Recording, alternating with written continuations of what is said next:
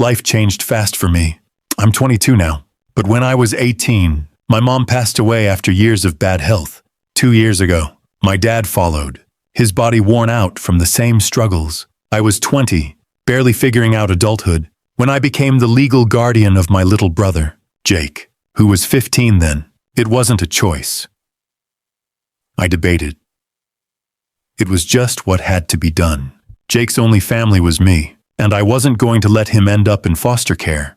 Jake moved into my one-bedroom apartment in a rundown part of town. It's small peeling paint, creaky floors, and a kitchen that's more counter than space, but it's ours. I work as a cashier at a local hardware store. Long shifts for not much pay, and it's tough to cover rent, bills, and food.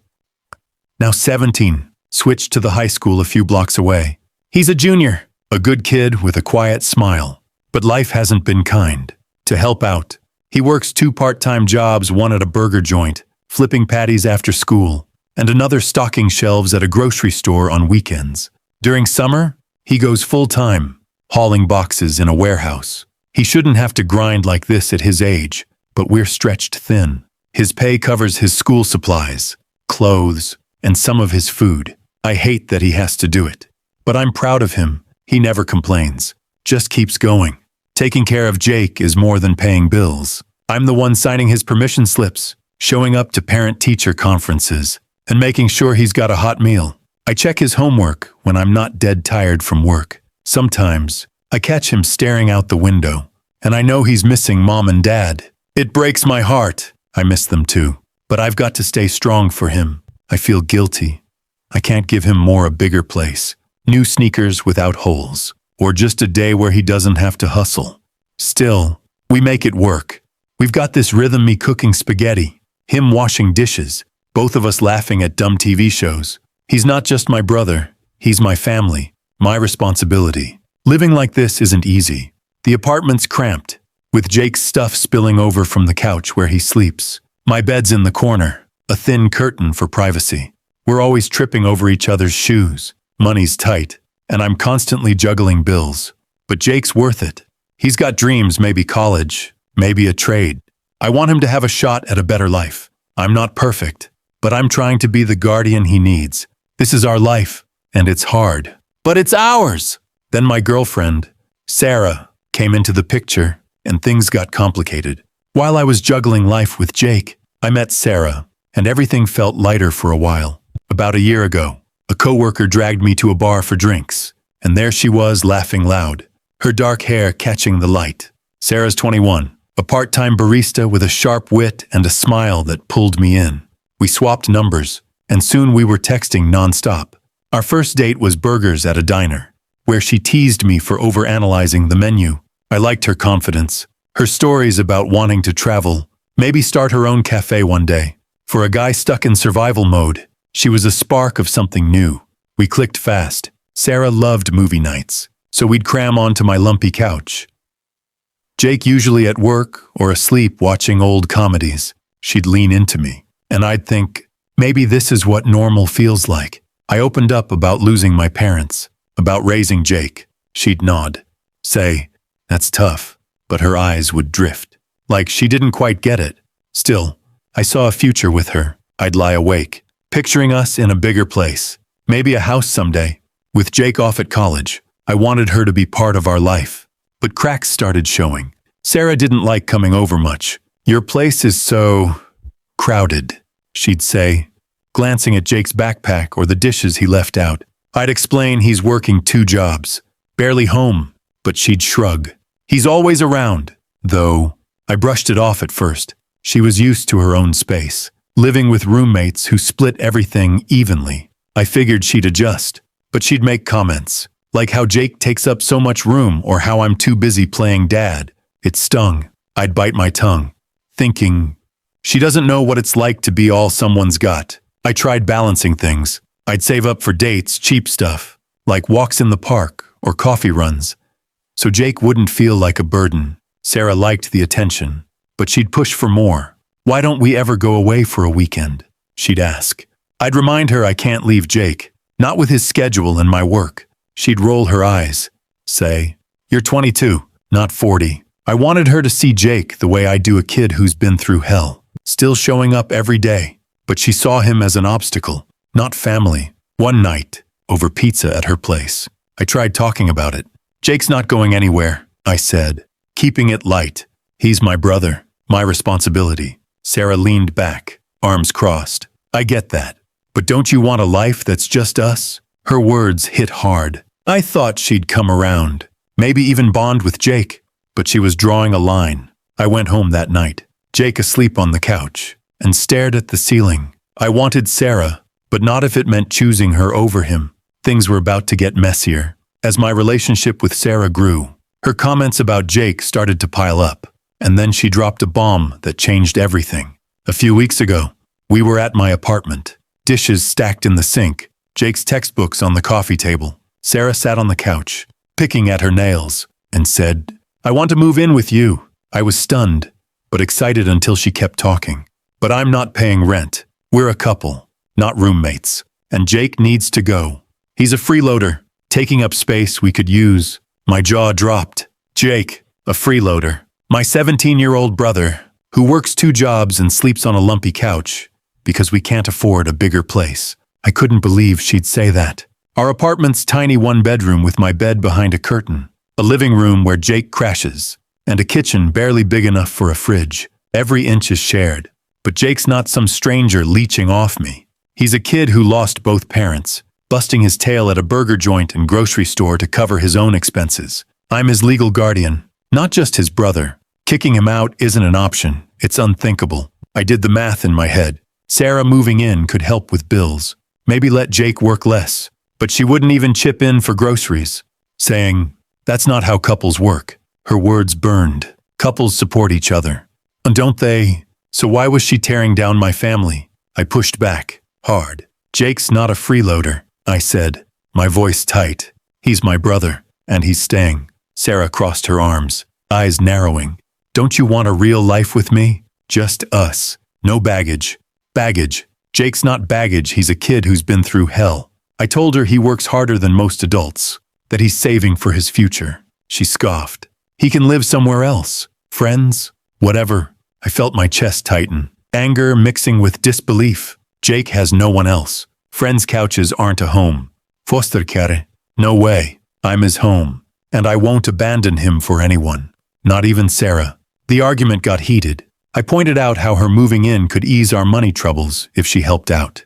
"I'm not your tenant," she snapped, like I was insulting her. I wasn't asking for rent, just a partner who'd share the load. But all she cared about was space, privacy, a life without Jake. I looked around our cramped place, at Jake's worn sneakers by the door, and thought, this is his home too.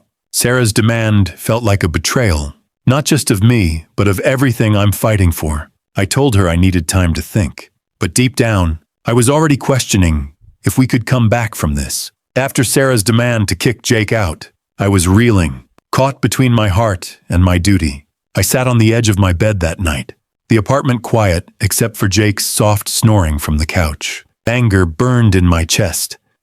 How could she call my brother a freeloader? Jake's just 17, working 2 jobs, still healing from losing mom and dad. He's not some deadbeat, he's family. My responsibility, as his legal guardian. I promised to keep him safe, to give him a home. Sarah's words felt like a slap, like she didn't care about the kid I'm fighting for, but part of me still wanted to save what we had. I love Sarah, or at least, I thought I did. Her laugh, her dreams of opening a cafe, the way she made me feel like more than just a guy scraping by. I kept thinking, maybe I can make her understand. If I explain Jake's story, how he lost everything, how he's grinding to build a future, maybe she'd see him differently. I pictured us talking it out, her apologizing, maybe even helping with bills, so Jake could work less. But then I'd replay her voice, cold and sharp. He needs to go. Could someone who loves me ask me to abandon my brother? I'm torn. Breaking up feels like the right move. Her demand's a deal breaker, isn't it? Jake's got no one else. I'm his only shot at stability. But I'm 22, and the idea of being alone again scares me. I see couples my age moving in together, starting lives, and I want that too. Society's always pushing this idea that your partner comes first, that love means building a life together. Am I crazy for choosing Jake over Sarah? I wonder if I'm being too harsh, if I should give her another chance. What if she just doesn't get it? Because she's never had to carry this kind of weight. Jake doesn't know about the fight yet. I don't want him feeling like a burden. He's already got enough on his plate: school, work, the grief he hides behind that quiet smile. I keep thinking about his future, how he's saving for college or maybe a trade school. If I let Sarah move in and push him out, where would he go? No way I'm letting him crash on friends' couches or worse, end up in foster care. This apartment, cramped as it is his home. But I'm stuck, wondering if I can salvage things with Sarah or if I'm just delaying the inevitable. So, I'm asking for advice. Am I the asshole for refusing to kick Jake out? Is it wrong to prioritize my brother over my girlfriend? Should I break up with Sarah? Or is there a way to get her to see my side? I'm lost here, trying to do right by Jake while figuring out what I want. Any thoughts would help.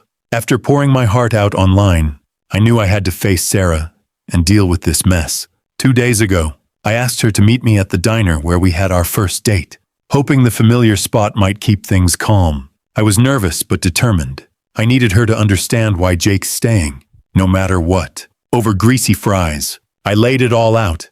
Sarah, Jake's my brother, my responsibility. I said, he's 17, working 2 jobs, and he's got nowhere else to go. I'm his legal guardian. Can't you see why I can't kick him out?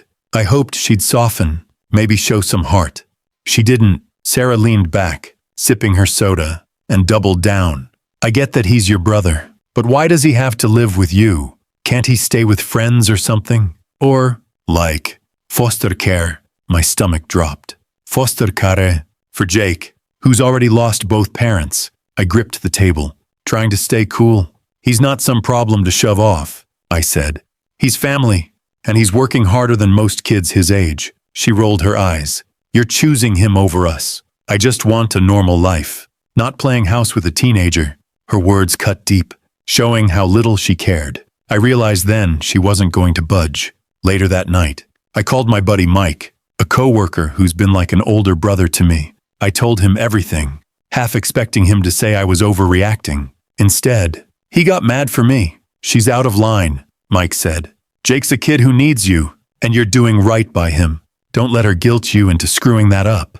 His words hit home, giving me a boost. I also read the Reddit comments, dozens of people calling Sarah selfish, saying I'm right to protect Jake. One commenter wrote, she's waving red flags. Family comes first. It felt good to know I wasn't crazy.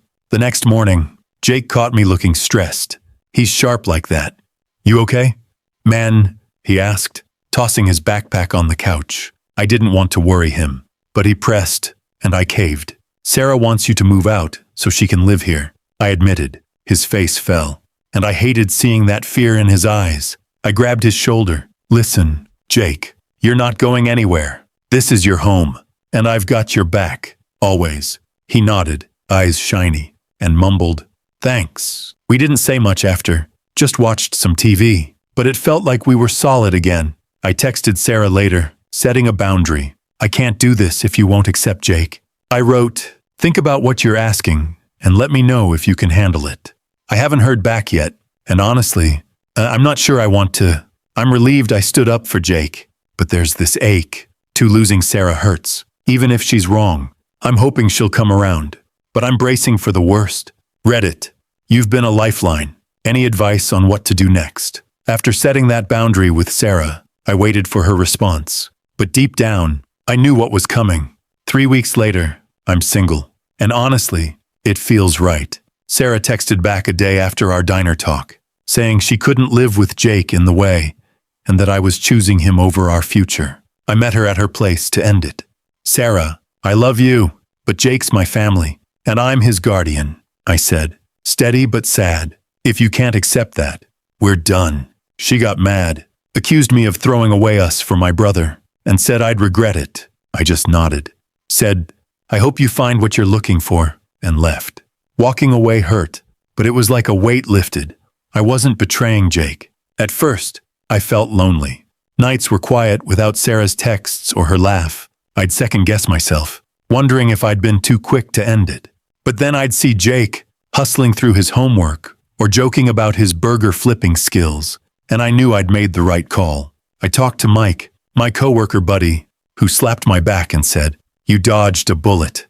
Man, anyone who'd make you ditch your kid brother isn't worth it." The Reddit comments kept me grounded too. People wrote things like family first and she's showing red flags. One post stuck with me. "You're a hero for stepping up for Jake. It's not how I see myself, but it gave me a boost to keep going. Jake's been killing it."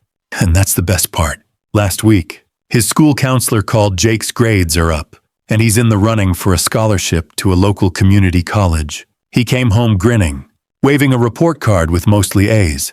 "Check it out, bro," he said, and we high-fived like kids. To celebrate, I splurged on takeout pizza, and we sat on the couch, stuffing our faces and watching a Marvel movie. He opened up about wanting to study auto mechanics, maybe open his own shop someday. Seeing him dream big, despite everything, made me feel like I'm doing something right. I told him, "You're gonna make it. Jake, I'm proud of you." He just smirked, but I saw his eyes shine. "I'm working on our future too. My hardware store job's steady, but it's not enough. I've been applying for assistant manager positions. Even took a night class on inventory systems to boost my resume. I found a community program that helps with utility bills, which has eased some pressure. Money's still tight, but I'm hustling just like Jake. I'm also thinking about dating again, but I'm cautious. Whoever's next has to respect Jake. No question. I've learned I can't compromise on family. I'm feeling stronger, more sure of myself. Breaking up with Sarah wasn't just about Jake. It was about knowing my worth.